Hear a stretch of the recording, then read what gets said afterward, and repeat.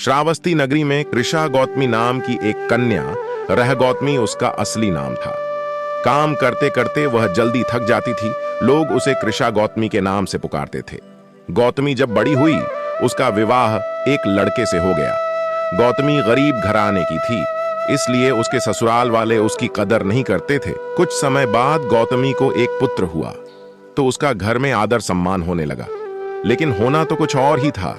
गौतमी का पुत्र जब बड़ा हुआ, जब इधर उधर खेलने लायक हुआ, तो उसका मृत्यु हो गया। गौतमी ने सोचा, पुत्र के जन्म से पहले मेरा इस घर में आदर सम्मान नहीं होता था। पुत्र के जन्म के बाद लोग मेरा आदर सम्मान करने लगे, लेकिन अब ये लोग मेरे प्रिय पुत्र को न जाने कहां छोड़ देंगे। गौतमी अपने मृत पुत्र को गोद में लेकर उसके लिए घर घर दवा मांगती फिरने लगी। लोग उस पर ताली बजाकर उसका मजाक बनाकर बोलते, पगली, कहीं मरे लोग की दवा होती है। किसी भले आदमी को गौतमी पर बहुत दया आई। उसने सोचा, इसमें इस बेचारी का दोष नहीं, यह पुत्र शोक से पागल हो गई है। इसकी दवा बुद्ध भगवान को छोड़कर और किसी के पास नहीं। उसने कहा, मां, तुम बुद्ध भगवान के पास जाकर उनसे पूछो।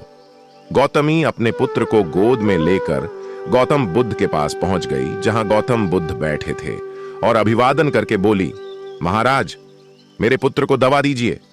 तभी बुद्ध ने कहा, तुमने अच्छा किया जो यहां चली आई, मैं इसका दवा दूंगा, लेकिन उससे पहले तुम जिस घर में किसी की मौत ना हुई हो, उसके घर में से सरसों के दाने मांग कर ले आओ। भगवान की बात सुनकर गौतमी बहुत प्रसन्न हुई और सरसों के दाने लेने के लिए चल दी। पहले घर में जाकर उसने निवेदन किया, देखिए, बुद्ध भगवान ने मुझे आप लोगों के घर से सरसों मांगकर लाने को कहा है। आप लोग सरसों देने की कृपा करें। गौतमी के ये शब्द सुनकर एक आदमी झट से घर में से सरसों के दाने ले आया और गौतमी को देने लगा। गौतमी ने पूछा, पहले यह बताइए कि इस घर में किसी की मौत तो नहीं हुई? यह सुनकर घर के लोग आश्चर्य से कहने लगे, गौतमी, ये तू क्या कह रही है? यहां कितने आदमी मर चुके हैं, इसका कोई हिसाब है? गौतमी ने कहा, तो मैं आपके घर से सरसों नहीं लूंगी। गौतमी दूसरे घर गई। सब जगह ही उसे वही जवाब मिला। उसे ध्यान आया कि बुद्ध भगवान ने शायद जानबूझकर मुझे सरसों मांगने के लिए भेजा है। वह शीघ्र ही अपने मृत पुत्र को नगर के बाहर श्मशान में ले गई। उसे अपने हाथ में लेकर बोली, प्रिय पुत्र, मैंने समझा था शायद तुम ही अकेले मरने के लिए पैदा हुए हो, लेकिन अब मुझे मालूम हुआ कि मौत सबके लिए है।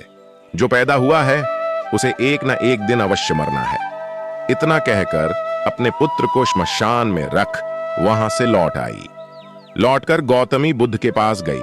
बुद्ध ने पूछा, गौतमी, सरसों के दाने मिल गए? गौतमी ने कहा, भगवान, सरसों नहीं चाहिए, उनका काम हो गया है।